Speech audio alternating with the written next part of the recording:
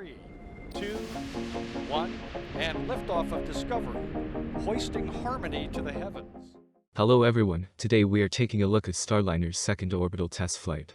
Many different companies and agencies within the space industry are working on new ways to reach orbit and increase our access to space. Boeing is no exception with the work on Starliner and the mission of reaching the International Space Station. After an unsuccessful attempt in late 2019, Boeing's Starliner just launched again trying to redeem itself.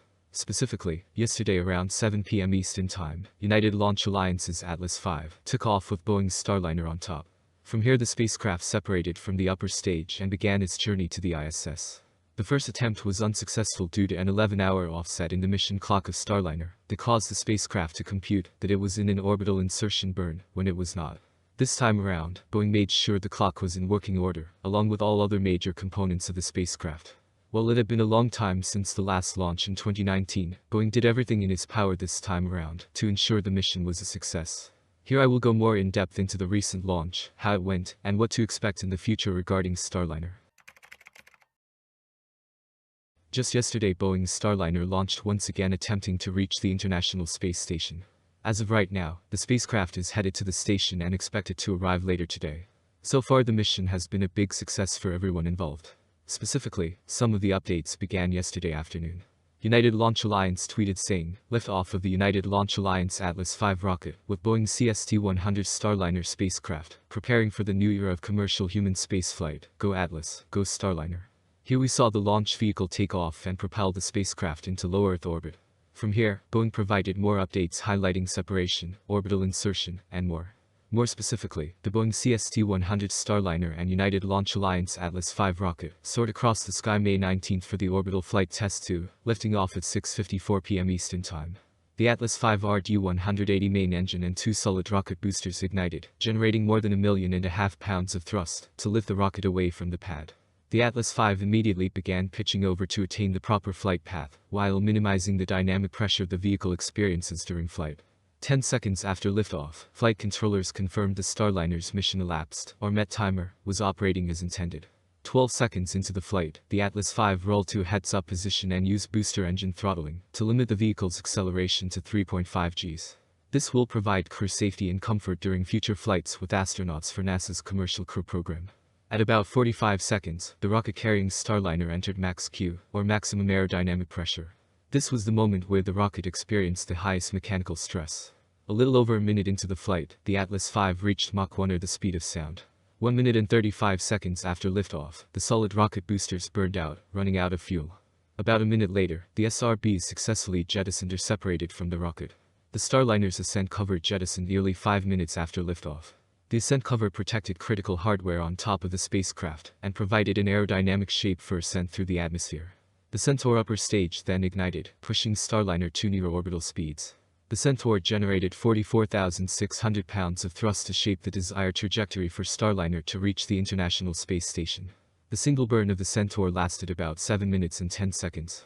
Out of the Earth's atmosphere and no longer needing the additional aerodynamic support, the Starliner then jettisoned its aeroskirt. The aeroskirt extended the Starliner's surface, enhancing its aerodynamic characteristics and stability.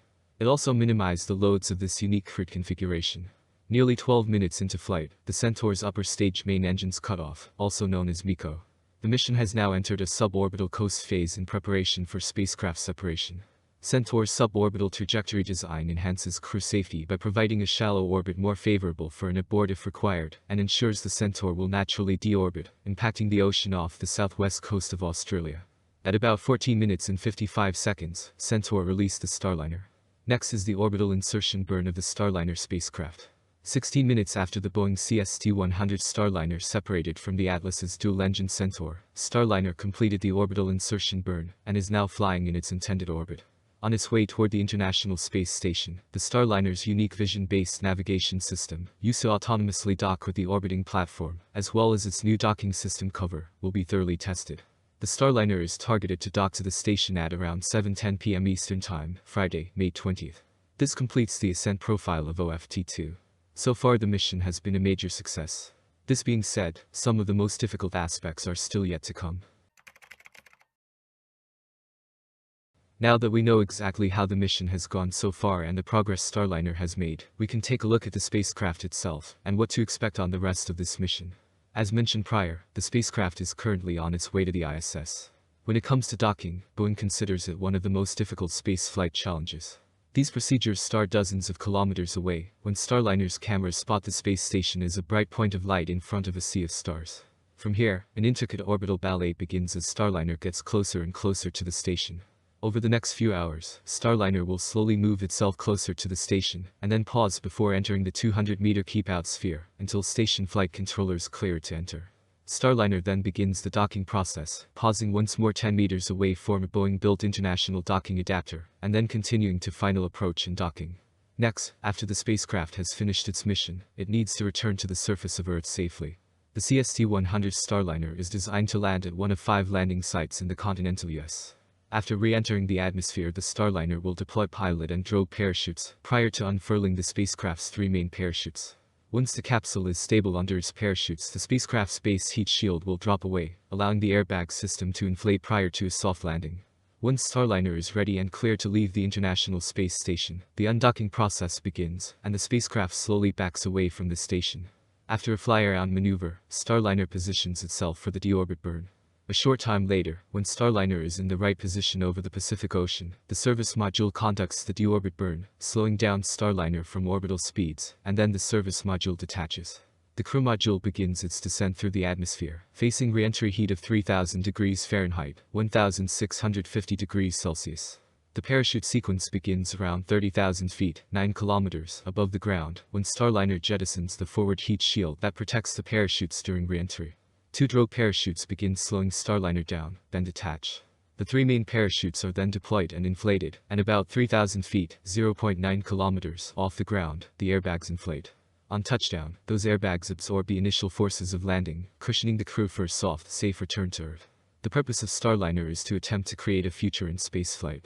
The spacecraft is developed in partnership with NASA and designed for researchers and adventurers alike. Boeing's teams used lessons passed down from the Mercury, Gemini, Apollo, and Shuttle programs, including the first-hand experience of the astronaut who commanded Space Shuttle Atlantis on the Shuttle program's final mission. In other words, Boeing's Crew Space Transportation, CST-100 Starliner spacecraft is being developed in collaboration with NASA's Commercial Crew Program. The Starliner was designed to accommodate 7 passengers, or a mix of crew and cargo, for missions to low Earth orbit. For NASA service missions to the International Space Station, it will carry up to 4 NASA-sponsored crew members and time-critical scientific research. The Starliner has an innovative weldless structure and is reusable up to 10 times, with a 6-month turnaround time. It also features wireless internet and tablet technology for crew interfaces. In late 2019, Boeing attempted the first orbital flight test of Starliner and was unsuccessful. Now in the middle of 2022, the company has worked to make improvements and just launched the spacecraft for a second time. As of right now, everything has gone according to plan as it makes its way to the International Space Station. We will have to wait and see how it progresses and the impact it has on the space industry. Thank you very much for watching.